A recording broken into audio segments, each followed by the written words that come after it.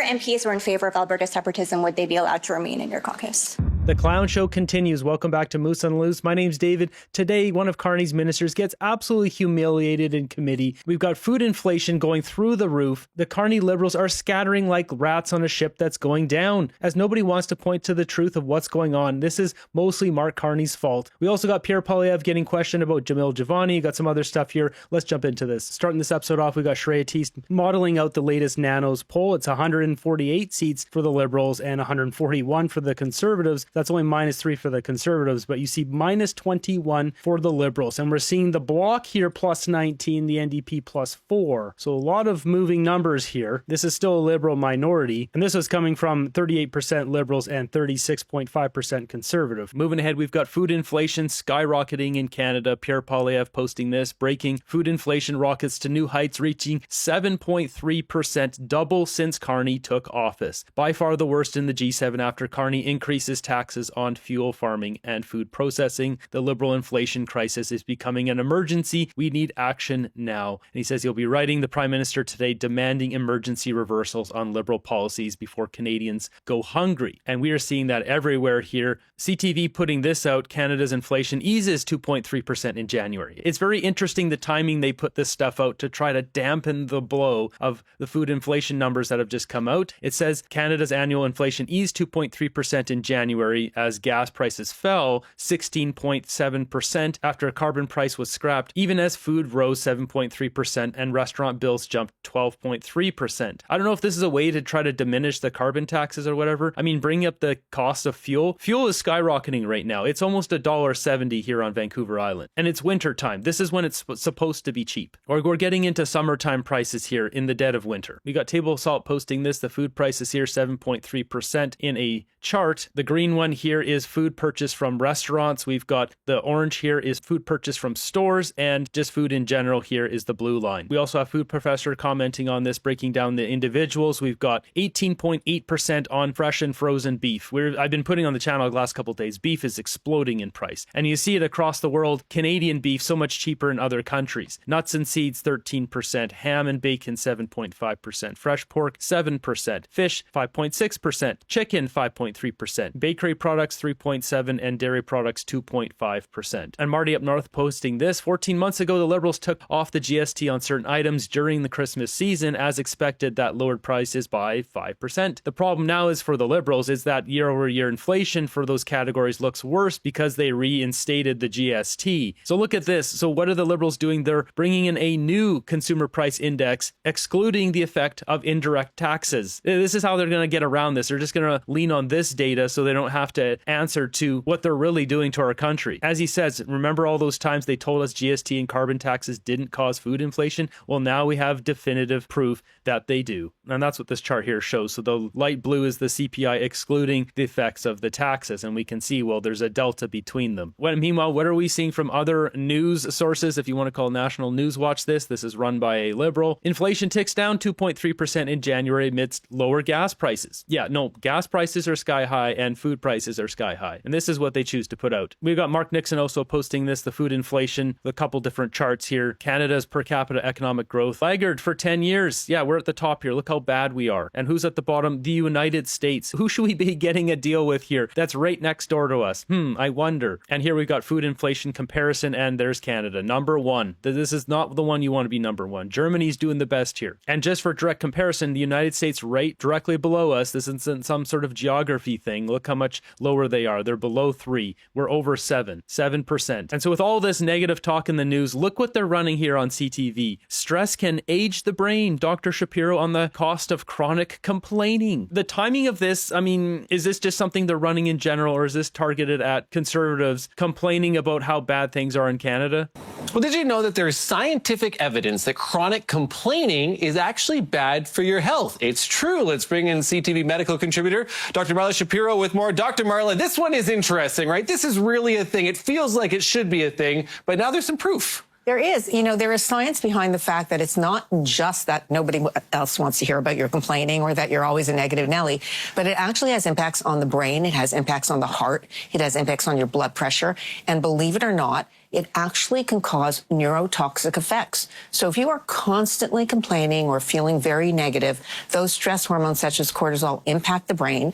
They particularly impact the brain in areas called... Okay, we're not going to get into all this nonsense. The timing of this is just unbelievable. I don't know. Maybe they're just running this segment, has nothing to do with the political landscape. I don't know. What do you think? Jumping over to committee here, we got Garnet Jenness here grilling Patty Hajdu on the cost of food. It just keeps soaring. Carney wants to be judged by the cost of food. Well, are Canadians going to judge him now? Minister, why do you think food cost inflation is twice the level that it is in the United States? Well, I think we've covered this question in the House quite a bit, and we've got a number of conflating situations in Canada, including, as you would note, the tariffs that we've experiencing as a country.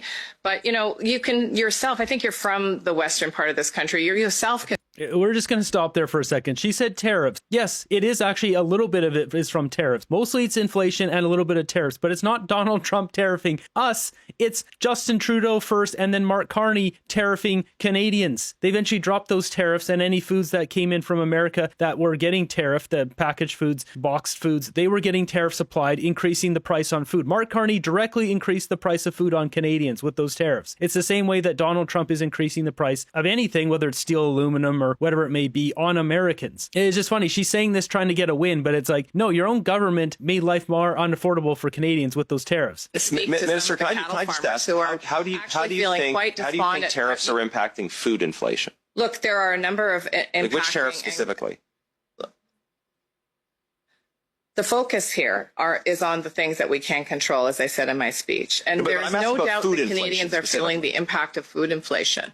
But I will tell you what it's not, if this is where you're going. It is not, and as many economists have shown, you're the minister. I'm not asking what it's not. I'm asking what it is. Why is it twice the United States? Well, food inflation in Canada is directly related to the number of foods that we must import and to the growing challenges of climate change.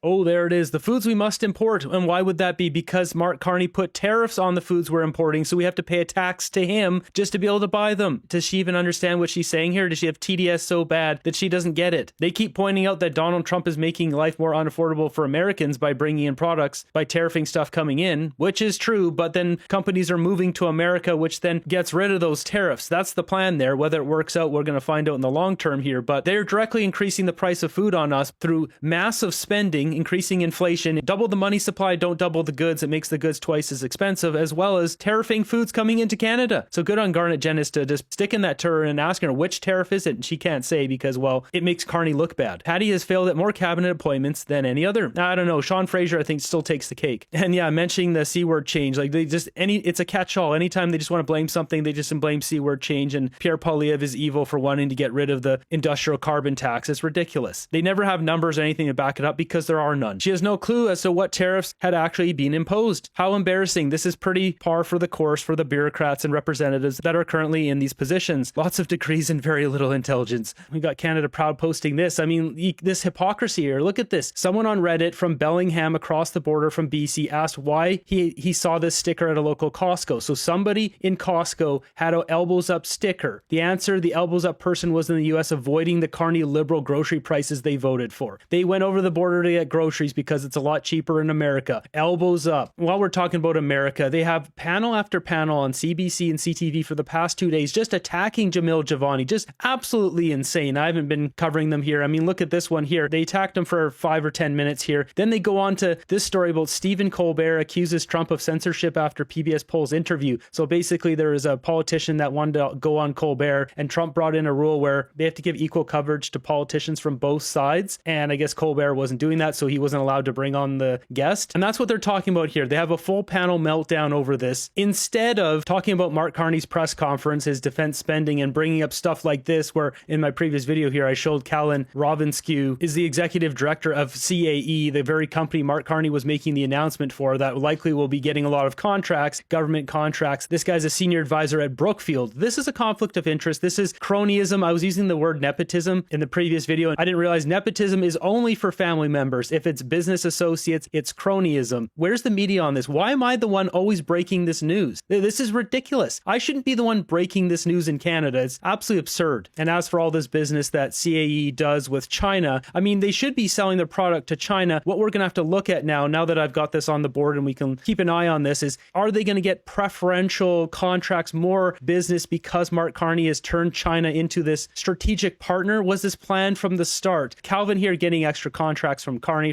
with our tax dollars. Is there extra benefits coming from China? That's what we're going to have to keep an eye on. As for the main problem here, it's not so much the China connection as just the Brookfield connection here. These guys know each other and he's getting contracts from Mark Carney. Where's the media? Oh, that's right. They're complaining about Trump's bill or law that requires equal political representation on late night talk shows. The Trump administration is going to continue to weaponize all the instruments of the state that it can to try and interfere in the midterm elections. They're not just signaling this here. They're saying it publicly and consistently that they intend to use all the voter suppression tactics they can and all of the instruments of the state that they have at their disposal to try and reduce the number of people who are able to cast ballots for the opposing side in the upcoming election. They're making no secret of it. And this guy's unbelievable. Sure, if they want to criticize Trump or whatever, but why aren't they criticizing Carney and what he's doing in our own country? Oh, that's right. He's a liberal. That's why. So he's not going to point out the obvious what's going on in our own country. This is the kind of crap they're putting on mainstream media. Of course, it was very predictable. Pierre Poilievre had a press conference today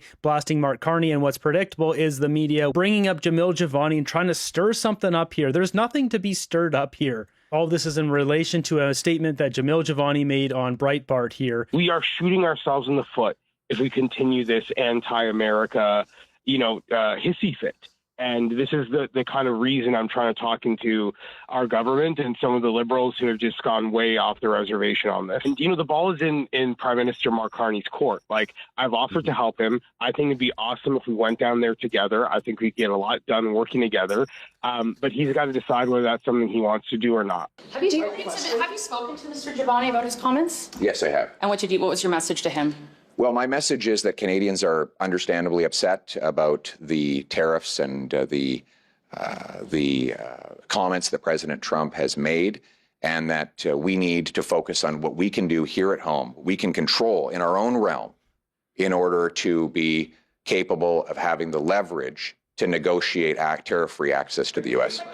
So the media is just running buck wild with the words hissy fit and saying how awful this is and Jamil is awful, blah, blah, blah. They're trying to put that on Pierre Poilievre now too. And I don't know if there's some drama in the background in the Conservative Party with this, but they asked him about this. That potentially this is like muddling the message here, the fact that you're the leader and he seems to be talking out of turn on this issue? Well, he speaks for himself and I speak for the party. Do you think his trip to Washington was helpful to Canada? Well, my view is that he represents a riding that has been disproportionately impacted by the dispute. He's from just outside of Oshawa.